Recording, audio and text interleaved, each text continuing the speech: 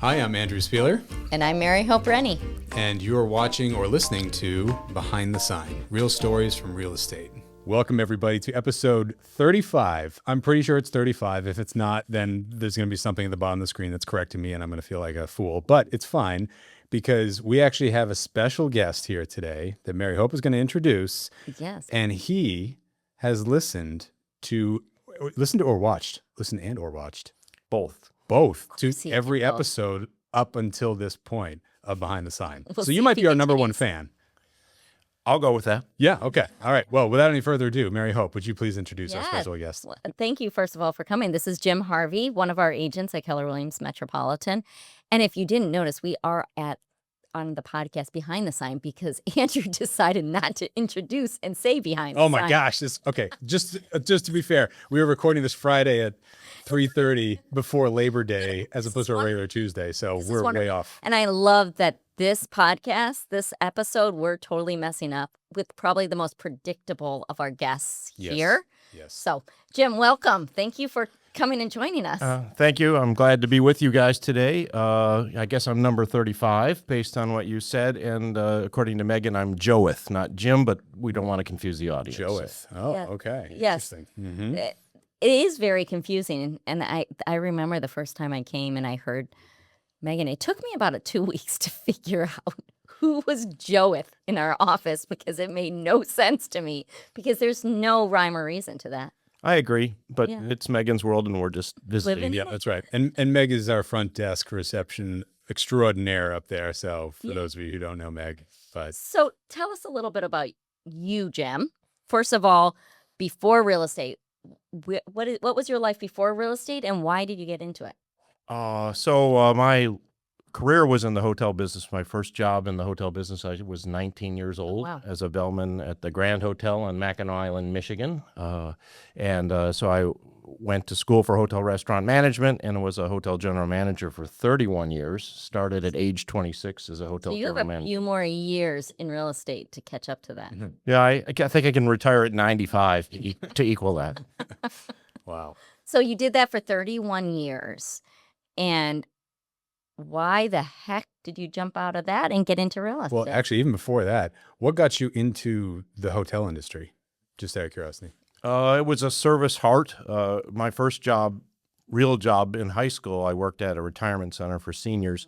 And I started working in the grounds, and then I got into the kitchen, and I served, and I did dishes, and then I became a cook. And I just found value in helping others. My heart is fulfilled much more by helping others than doing anything for myself personally. So I just was led to a field where I could do that every day. Interesting. What do you think in the hotel management fulfilled you the most in that, do you think? Well, I think one of the great things about being a general manager of a hotel is that there was a lot of variety in my day. No 2 days were the same. And as the general manager, as the title implies, you kind of get your fingers in every piece of the pie. So whether it's human resources, marketing, physical plant management, community relations, on and on and on and on. It's really too much, but I still enjoyed that. Sounds like my job. It sounds a lot like my job. Would you like to take it? I'll pass. Do you want an interview after this? We'll negotiate. Well, good. So 31 years in the hotel management world, and what brought you into this world instead? Well, COVID did.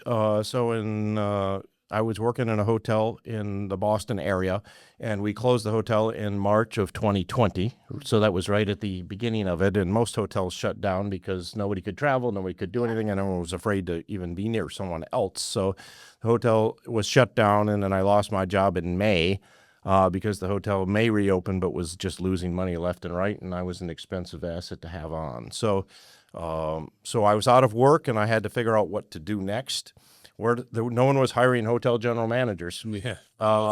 So I actually thought I was going to try to find a regional property management position in the Boston market, a large organization that owns and operates condominium projects, malls, office buildings, you name it, because a lot of my skills would translate there. Yeah. And I saw with the ads that were posted that they wanted you to have a real estate license.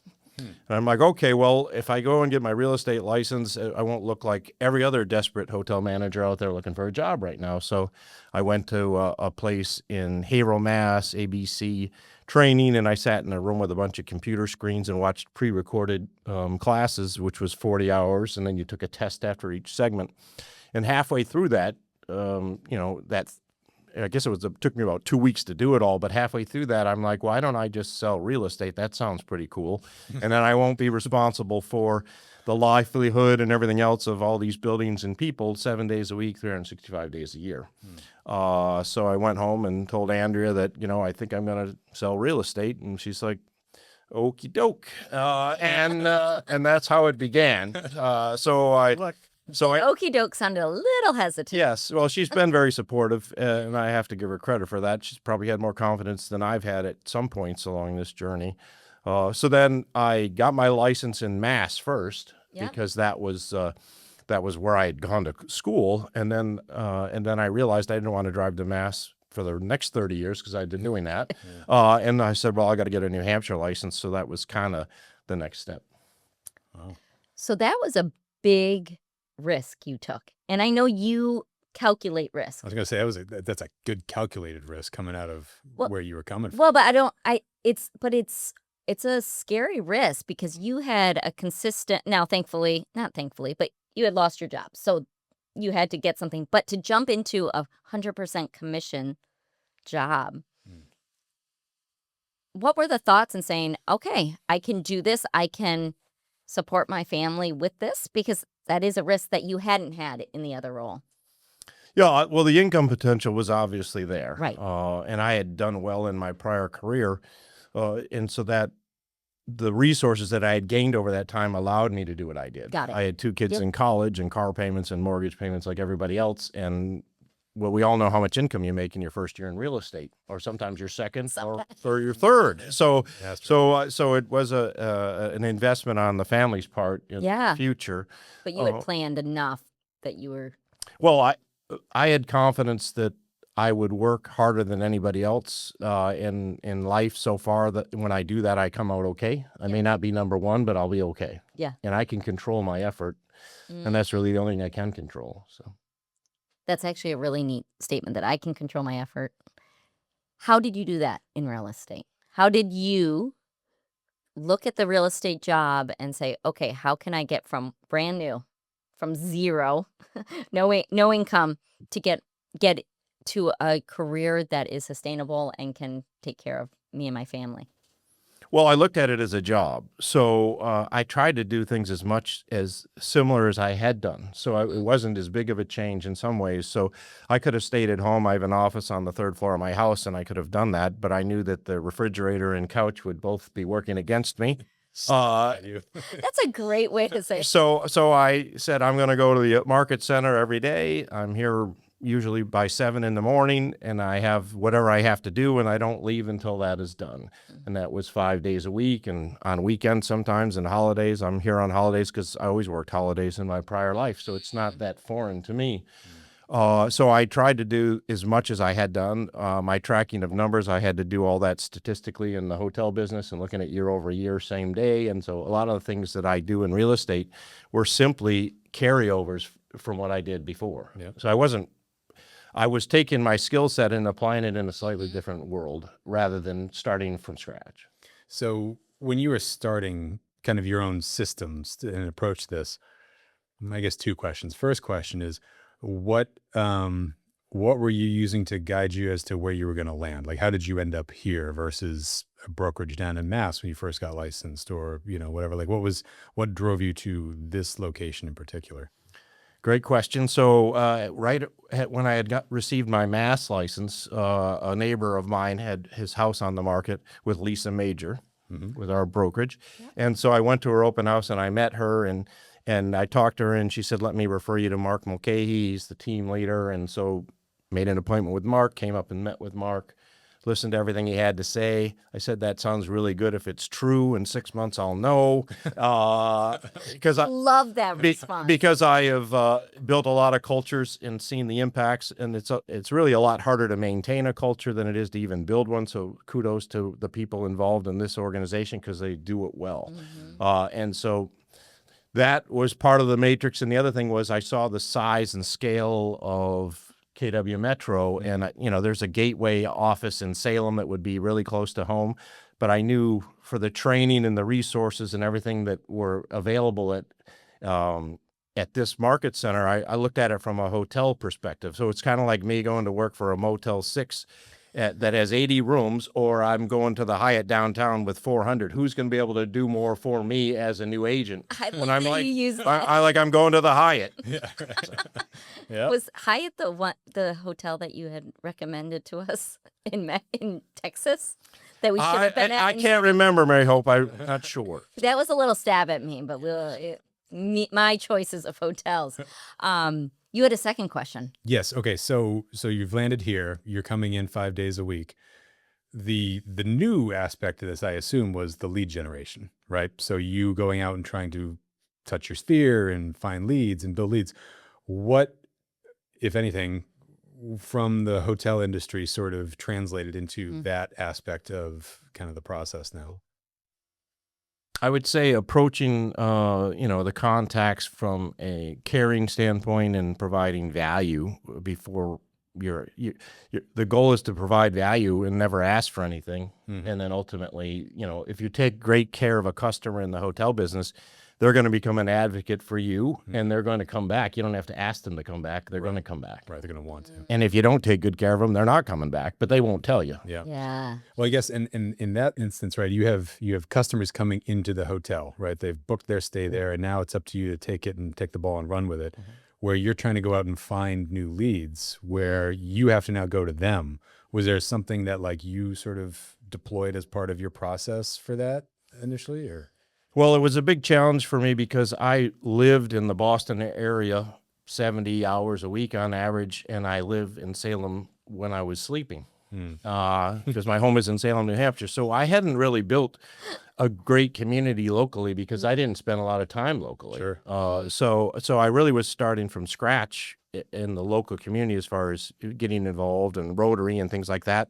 I couldn't be at Rotary breakfast every Friday morning because I was already in Boston. Yeah. I would leave for Boston at 5 a.m. most days. So it was starting from zero, and my sphere, a lot of my contacts were hotel people because that was my world for so long. How many of them were going to buy a house in the next couple of years? Yeah. They were out of work. Statistics were They were going to their mortgage and asking for forbearance and all that. They were not in good financial status. So that's why I ultimately looked at it and got into farming as a strategy for my business because my long-term goal was to be the first thought of most respected realtor in the town of Salem, New Hampshire. And so anything I do in Salem will ultimately lead to that goal. And as I get better at it, I'll be more effective. But that was the strategy. So define farming. yeah. Sorry. I was just the same Because thing. farming is not what many people, let's just pretend they've never been in the real estate world. You're not talking about gardening. No, Okay. there's no watering. At least Metaphorically. not metaphorically. Yeah. Right. So what is farming? So farming, to me, is you pick neighborhoods, geographic areas within a town of interest that you choose to do business in or would like to do business in, and then you start doing things to market to them. So a lot of it is direct mail, but I also did a lot in my first full year of that. I got into door knocking, which I never thought I'd do, but amazingly I did, and I found a lot of success in that. So that and various mail pieces, and then once I made connections and got contact information from people, then I could do email and things of that nature. So you get them into the 50, 60 touches a year, and not all my farms are created equal, but I have 2,076 houses in my farms in Salem in a total of 13 different geographic areas. Wow. 2,076. I love that you knew exactly how many people. Well, Well, The proof's in the numbers. I mean, I'm like, as you're talking about this, all I'm picturing in my head is like Hotel Salem, and you're like the general manager of the Salem Hotel, and you're literally knocking on their doors, but it's no different than knocking on the doors of guests in your hotel, right? And like, they are your clientele now because that's where you're based. And I mean, I joke because I always, when I'm talking with other agents, I'm like, Mr. Salem, right? Jim is Mr. Salem to me. Like, I think Salem and I think Jim immediately. And it's like, that's such a That was powerful cool. thing, right? Like to become the known name for a very specific, not niche, but like specific is terrific region, right? Of where you're based. And that's, I don't know, I think it's pretty awesome. Well, it's very focused. Yeah. And there are a lot of things that you hear from Gary Keller and others, Jason Abrams. You go big to go small to go big, and I think I mean Salem has 32,000 residents. And I don't know exactly how many physical houses there are off the top of my head. Disappointed. And last year in my business, 65% of what I did was either in Salem or related to someone I knew in Salem. That's huge. Wait, what was the percentage again? 65%. Wow. Of what was a little over 8 million in sales, and this year I expect that the percentages are going to be closer to 85%, and my goal is right around there. That on an annual basis, 85% of what I do will be in the 0s and 3s, 09s. So, Yeah. so. That's great. awesome. You said something else that kind of caught my attention. You said 50 to 60 touches of those people.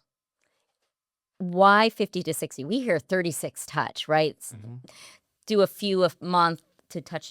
But I'm wondering if because you're farming, because these are people you don't know, is that the reason you have more touches? And how do you go about something at that scale? Well, part of it's economic. So not all my farms are created equal. Not all my farms get the same amount of door knocking, and so there's why there's a lot of variability. And sometimes, door knocking can be reactionary from a standpoint. If I have a listing in that area, then I'm going to be door knocking it maybe twice prior to the open houses, and then once it's under contract, or maybe after it's closed, to tell a great story and how many buyers missed out on this house, in case you know of anyone that's thinking of selling in the future. So those are some of the variables, and then other variables are, whether I have a valid email and all those things in order to really, if I'm emailing them 3 times a month, that's 36 touches, and then there's 4 calls or handwritten notes a year, so that's 40, and then an anniversary card and a call, that's 42. If I door knock a couple of times, and that's 45, and there'll be some just sold postcards in those neighborhoods, so that could be 5, 6, 10 more. So That's great. Well, I just love that it is such a systematic approach to it. And I think so many people, and we've talked to so many people that are not just doing it naturally, just bubbly, get out there and just talk to everybody and sell the first thing, right? There are ways to do this business systematically, and it works. And as you said, the numbers are in the math, is that the numbers in the math? Yeah. Okay. I was like, wait. the math is in the numbers either way. It didn't sound right. Again, it's Friday afternoon. It did not sound great coming out of it.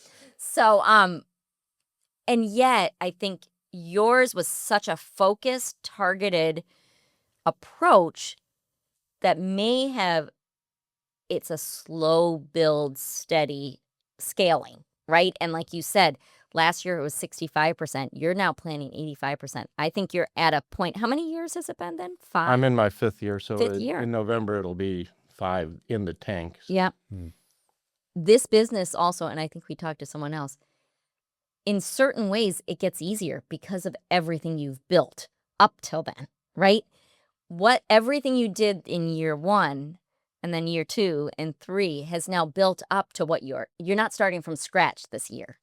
Correct. And Right. I one of the frustrations that I'm sure every new agent hears is that, when they talk to experienced agents, they're like, where do you get your business from? Well, Sphere and past clients. Yeah, right. So what you're saying is I'm basically screwed. So as a new agent, right? Right. And that was another reason why I knew that wasn't going to be something for the near future. So, my mantra has always been focus on what I can do, not what I cannot do.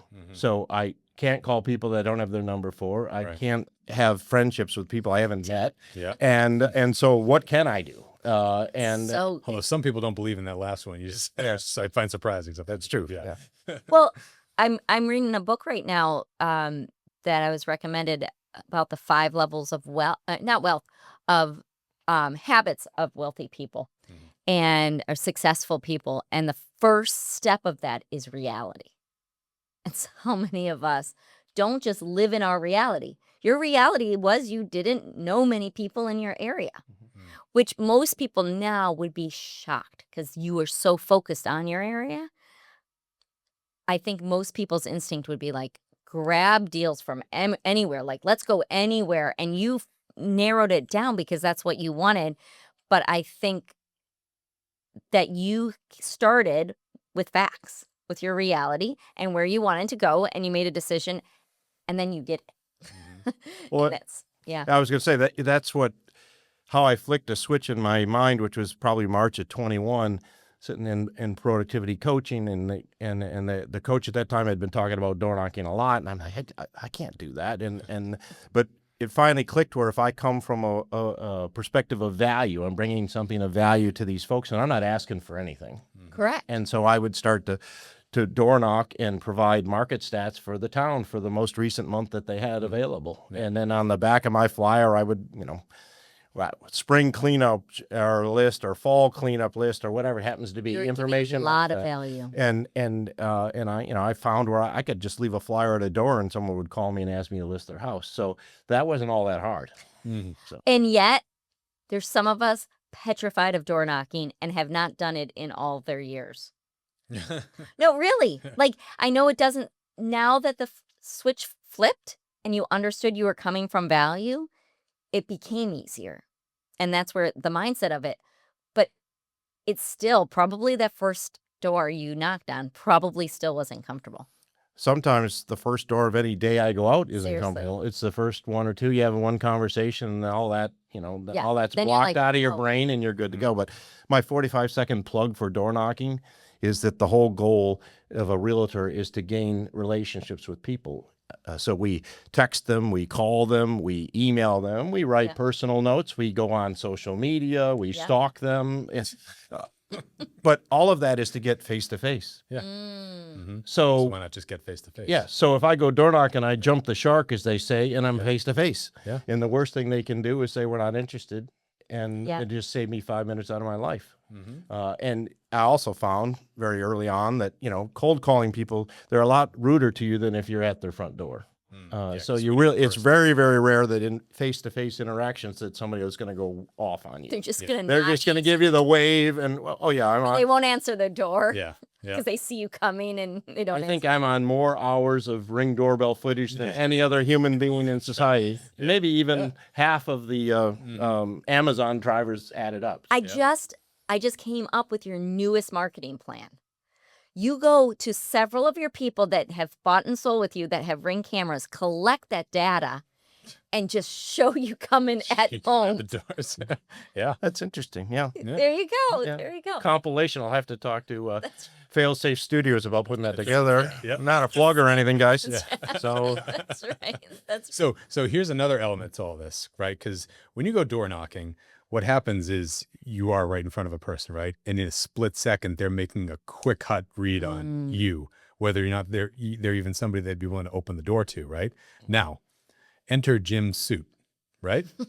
Jim wears a love suit you said enter Jim's suit as every if day. it's okay. Right? That's right. it is its own person. Which I think is you didn't mention it as one of the things that carried over from your previous, career, but I feel like in that previous career you were in a suit probably every day, right? That was not an option. Yes. Right? So natural carryover for you, but also something that subconsciously, intangibly lends itself to being a little more of a visual, trustworthy individual when you go knock on a door to get somebody to actually talk to you, right? Versus just somebody who's pulling up and, Well, I think there's definitely a factor to that. And I, in some ways, to be honest with you, this is my armor that I wear. And when I have my armor on, I'm here to do a job.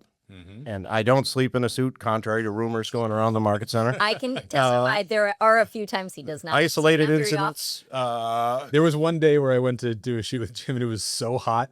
And I remember I was driving to it and I was like, boy, I hope Jim's not in a suit today because it is so hot. And thankfully he was not. I was like, whew. All right. We walked the streets of Texas with him in this suit. Oh my Yeah. goodness. It was only 99. It was only 99, and we could not find a restaurant for the life of us. Wow. Well, I'm known for a quote that says that the weather outside doesn't determine my standards. So, my standards are what they are, regardless of rain, sleet, snow, or whatever the case may be. Mm-hmm. And I did, just so you know, out of a moment of weakness, I did door knock in shorts, in a shirt, and at once, and I carry around this metal box with my flyers in it and my list on the top. Mm-hmm.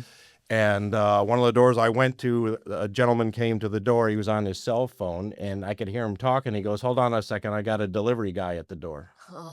Oh. And so I said, "Jim, this is why you wear a suit." Yeah. So I've never done that again since that time. So I just thought of that. As you said that, Hmm. that's exactly what I was thinking is there's nobody else these days that show up in a suit at your door. Right? Like even Us, they're Jehovah's Witness Bible- occasion. there you Jehovah's go. Witnesses, right? Yeah, exactly. but like selling something Mhm. minus the faith. Yeah. Um It's like the pest companies have Yeah. polo shirts. well that's it. Yes. And Amazon drivers, but Right? they're usually like bright colored. It does stand out, especially in our culture today, because suits are not always having to be the standard of dress Mm-hmm. right now. So Yeah, world has become more casual. yeah. Yeah. Yeah. Yeah. Interesting. I So- just refuse to obey. Yeah, that's right. You're so stubborn. Yeah, it's established. Yes, I am. That's Anti-establishment. the ironic part. Right. The Joeth comes out. Yeah. Him Jarvey. Yes. So, speaking of Texas and us walking the streets of Texas in 99-degree weather, was that just in August? Yeah, we're still in August. Yeah. Great time to go to Austin. That's I'm sorry, San Antonio. Either one, Antonio. actually. So we went to San Antonio in August, and Jim was honored as one of our regional cultural ambassadors. So he was chosen from our office Yeah. as our cultural ambassador, but then that was submitted and the region chose you as the cultural ambassador. I would love to find out from you what that means to you. Well, it's a high honor, and I had no idea what was going on. It's not like it was something I auditioned for or had filled out a survey. It was done without my knowledge, and then I got an email one day that you've been, nominated or you've been appointed, and I'm like, is this like spam? We didn't even tell him yet.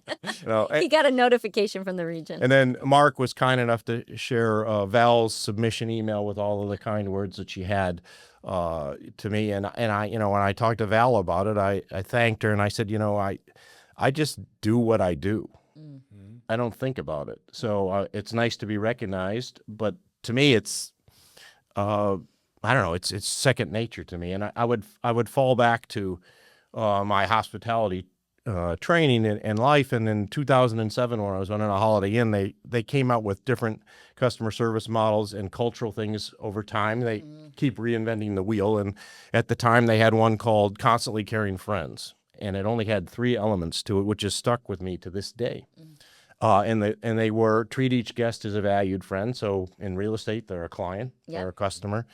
Go the extra mile, which everybody has their idea of what that is. But to me, that's exceeding people's expectations and how you do it, how fast you do it, why you do it, whatever the case may be. And the third one is be ready. So preparing for as many foreseeable eventualities as possible so that it doesn't negatively impact the people you care about. Mm-hmm. Yeah. And so that's how I live my life. And that just is apparently apparent to those around me. So. No, well, and I love that there's a reason you received this because you truly believe this is just how you live, right? You're not trying hard to be nice. You're not trying hard to care because you care, right? Right. Those are two different things of when you ask people, please be kind to this person or whatever, as opposed to this person is a kind person, right? I would love that the third element that you mentioned of be ready. You were just giving us an example of that by the day that you recommend people closing on properties.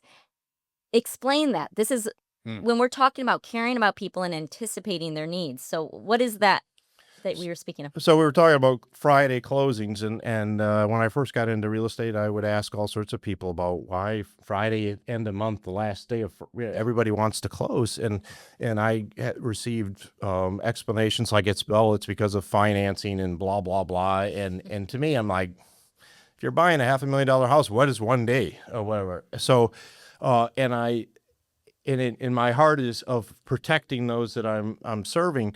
I don't ever book a Friday closing. I tell my clients that we don't want to close on a Friday because if something goes wrong, guess what happens? We have a Monday problem, and where are you staying until then? And the impact it has on everybody else is obviously every transaction is more than one party, and sometimes it's a snowball of buyer contingency, home sale contingency, and you can mess up a lot of people. So the thought process is the likelihood of a Thursday problem becoming a Monday problem is very rare, but a Friday problem could easily become a Monday problem, and so I don't want that to happen. And that becomes a way bigger problem, Yes. which I love that, again, that's just an example of how you take your job seriously, that you are responsible for bringing this person all the way through the transaction, and you have an obligation to help them see things that might go wrong in it. And I think that's a big part of how you run your business. Yeah, I think when you treat each customer or each client as a valued friend, you treat them as if they were your own family. And what won't you do for your own family? Yeah. And so it sets a pretty high bar. There's not a lot of things I can check off as saying like, yeah, I won't commit a crime, but short of that, I pretty much got to do it. So, But that's also you being, taking the time to understand the process, right? And find out where are the weak points and the pitfalls of buying and selling real estate, right? And being like, all right, how do we ensure that we safeguard that part of the process, which I think there's plenty of agents out there who just kind of gloss over, those little things, then they get tripped up on them. they hope for the best instead of plan for success. Well, I think so many people start the process and see the end goal and then don't slow down enough in that process to make sure they're helping it go as smooth as possible, right? They're more reactionary. And I wouldn't use that word to describe Jim, a reactionary. No, because he doesn't need to be, because he's plotted a course to avoid needing to be reactionary. If I'm forced to be reactionary, that's a problem. We'll try to get you out of your comfort zone by making you react a little more sometimes. So let's ask one last question of you. If someone is thinking about getting into this business or just began in this business and they don't have many buffers of being able to kind of just play it by ear, right? What would be one piece of advice that you would give them from first of all, either what you've done or what you've seen looking back of what would have been very helpful to you as you got into the business? I think I would try to frame the expectation is that it's not going to be easy and it's going to take a while, even if you do the right things consistently to feel the benefits of them. And if you don't like delayed gratification, well, have we got a career for you? Yeah. And I don't particularly like delayed gratification, but I've had a lot of it, and it continues even to this day where you think you got X, Y, and Z happen, and all of a sudden none of it's happening. So it's not for the faint of heart, and there's no quick wins in real estate. So you want to make sure that you're committed for the long haul, and if you're willing to do that, you'll find success. I love that. I love that. Any last things, Andrew? No, I think everything you said is just spot on for anybody who's thinking about it. Well, and I think with that delayed gratification, nobody likes delayed gratification, right? No. As kids, they can't handle 5 seconds of delayed gratification. However, what you said is if you want something, it's not as if you're okay with delayed gratification. You've decided, I'm okay with it to get to this point. And I think so many times, and even we've heard this on so many people's stories, that it's not a quick fix. Nobody I don't think, have we interviewed anybody that just had just an easy first Instant year? luck out of the gate. Right? I don't think so. No. Nobody just comes out saying, this is amazing. Oh my goodness, I didn't have to work for it.